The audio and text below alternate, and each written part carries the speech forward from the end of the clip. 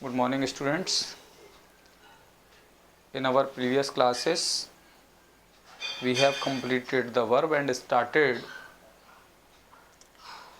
mood of the verbs. In mood of the verbs, I taught you indicative mood of the verb. There are three moods.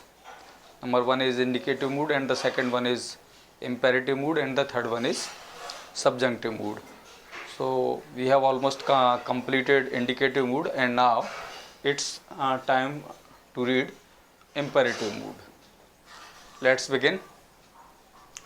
Mood off the verb में आप देखिए imperative mood. Imperative mood क्या होता है? आप लोगों ने अब तक इम्पेरेटिव सेंटेंस पढ़े भी हैं, और इम्पेरेटिव सेंटेंस में आपको बताया जाता है कि जहाँ आज्ञा, प्रार्थना, सलाह, सुझाव आदि का भाव प्रकट होता है वहाँ सेंटेंस इम्पेरेटिव होता है.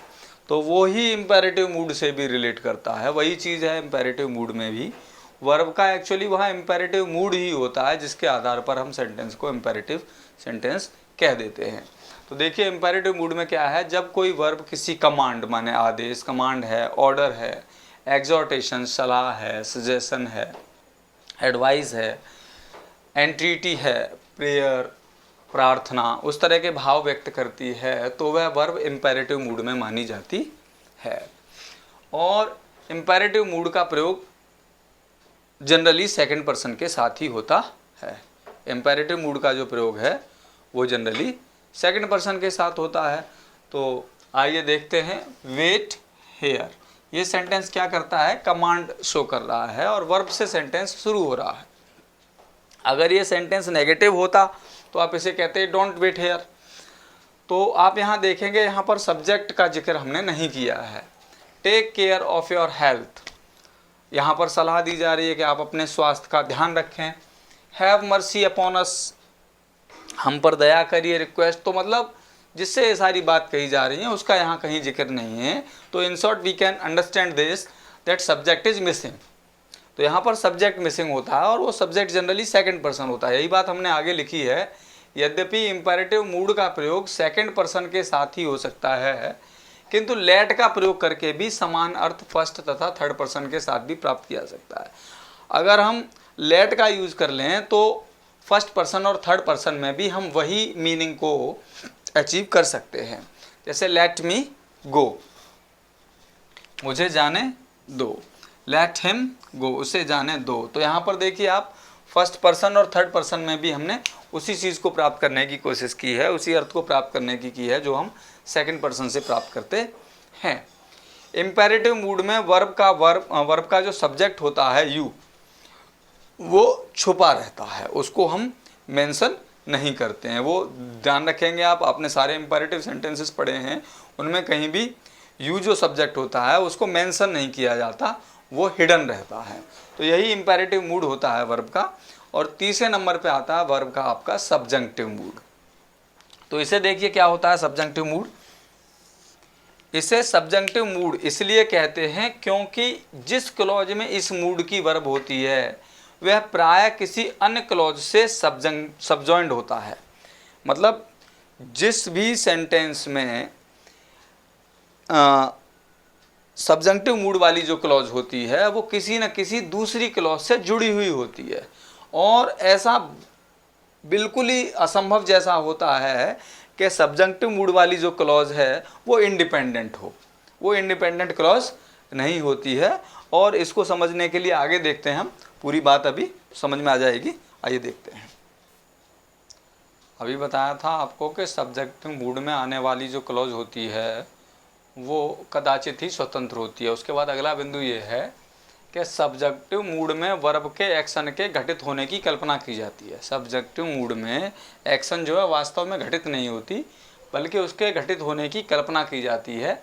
एक्शन वास्तव में घटित नहीं होता है. जैसे if he were the king of England, यदि वह इंग्लैंड का राजा होता, I would say the same, तो भी मैं यही बात कहता. तो देखिए, न तो वो इंग्लैंड का राजा है और न मैंने ये बात कही. तो एक्शन घटित नहीं होता, एक्शन के घटित होने की कल्पना की जाती है. और इंग्लिश में सब्जेक्टिव मूड का प्रयोग प्रेजेंट डे में तो होता ही नहीं है. पहले इसका प्रयोग फीलिंग ऑफ डाउट या कंडीशंस को व्यक्त करने के लिए किया जाता है. जाता था, आज भी सब्जेक्टिव मूड का प्रयोग इस प्रकार की इच्छाएं व्यक्त करने के लिए किया जाता है, जैसे गॉड सेव द क्वीन, भगवान रानी का भला करे, रानी की रक्षा करे, गॉड ब्लेस यू, भगवान आपका भला करे। तो इस तरह की जो सर्टेन ट्रेडिशनल फ्रेजेस होती हैं जो विश और होप को व्यक्त करती हैं, उस तरह की फ्रेजेस में इस तरह के सब्जेक्टिव मूड का हम यूज़ करते हैं। इसके अलावा देखिए आप कि प्रेजेंट टेंस में सब्जेक्टिव मूड में वर्ब टू बी का निम्न प्रकार प्रयोग होता है। इफ़ आई बी, आगे डैश डैश कुछ भी सेंटेंस में आ सकता है, if we be, if he be, if they be. Past tense में करोगे तो if I were, if we were, if he were, if they were. तो इस तरह से कंडीशंस आपकी लगी रहती हैं। कंटिन्यूस टेंस में if I be loving ING वाली फॉर्म लगाओगे, इफ़ वी बी लविंग ये वाली फॉर्म लगाओगे, if he be loving, if they be loving. और इसी तरह से जब पास्ट में होता है तो इफ़ आई वर लविंग, वर आ जाता है बी की जगह पर। बी का मतलब तो आप समझते हैं, is am are was were form होती हैं पूरी बी की, उनमें से कोई भी जो अप्रोप्रिएट लगे सब्जेक्ट के अकॉर्डिंग उसको हमें यूज़ करना होता है। पास्ट में if I were loving, future में if I should be loving. तो इस तरह से हम ये बी के फॉर्म्स को ज़रूरत के हिसाब से यूज़ कर लेते हैं। इसके अलावा बी का यूज़ होता है आपका पैसिव वॉइस में, और पैसिव वॉइस में कैसे होता है आइए उसे देख लेते हैं। तो अभी मैंने बताया सब्जेक्टिव मूड में बी के कुछ रूप हमारे पैसिव में भी यूज होते हैं। पैसिव के इंडेफिनिट और परफेक्ट फॉर्म्स में ही यूज होते हैं। जैसे प्रेजेंट में देखिए if I be loved, I am loved हो सकता है, if I have been loved. Past में if I were loved, past indefinite में आप करते ही हो, सेकेंड फॉर्म को वाज वर लगा के पैसिव बनाते हो। If I had been loved, had वाले में पास्ट परफेक्ट में हैड बीन लगा के बनाते हो। फ्यूचर में I should be loved, shall का शुड होता है, तो इफ़, और फ्यूचर परफेक्ट में I should have been loved. तो इस तरह से बी के ये रूप हमारे सब्जेक्टिव मूड में इंडेफिनिट और परफेक्ट फॉर्म्स में यूज होते हैं। इसके अलावा यूजेस ऑफ सब्जेक्टिव मूड में आप देख लीजिए, पर्पज व्यक्त करने के लिए हम सब्जेक्टिव मूड का प्रयोग करते हैं। किसी पर्पज को व्यक्त करने वाली सब्जेक्टिव मूड की वर्ब के पहले कंजक्शन दैट या लेस्ट, लेस्ट का मतलब होता है कहीं ऐसा ना हो कि का प्रयोग होता है, तथा लेस्ट के उपरांत अगर लेस्ट का यूज हो रहा है सेंटेंस में तो लेस्ट के साथ ऑक्सिलरी शुड का ही प्रयोग किया जाता है। I give you a prize that you may work well again, मैं तुम्हें पुरस्कार दूंगा ताकि तुम अच्छी तरह से काम पुनः कर सको। या और लेस्ट यू शुड लॉस्ट इट, या फिर कहीं उसे खो न दो। तो लेस्ट का और दैट का प्रयोग करके हम पर्पस व्यक्त कर देते हैं। विश या ऑर्डर व्यक्त करने के लिए I wish that he were as clever as Solomon, मैं आशा करता हूँ कि वो सोलोमन जैसा चतुर हो। गॉड सेव द क्वीन, तो विश और ऑर्डर को व्यक्त करने के लिए भी हम सब्जेक्टिव मूड का प्रयोग करते हैं। My sentence is that the prisoner be hanged, यहाँ सेंटेंस में ऑर्डर वाली बात है। कंडीशन और उसके कंसिक्वेंसेस को बताने के लिए भी हम सब्जेक्टिव मूड का प्रयोग करते हैं। जैसे इफ़ आई मीट हिम, यदि मैं उससे मिलता, आई शैल नो हिम, तो उसे जानता। If I met him I should know him, तो ये कंडीशनल वाले सेंटेंसेस में भी सब्जेक्टिव मूड यूज होती है।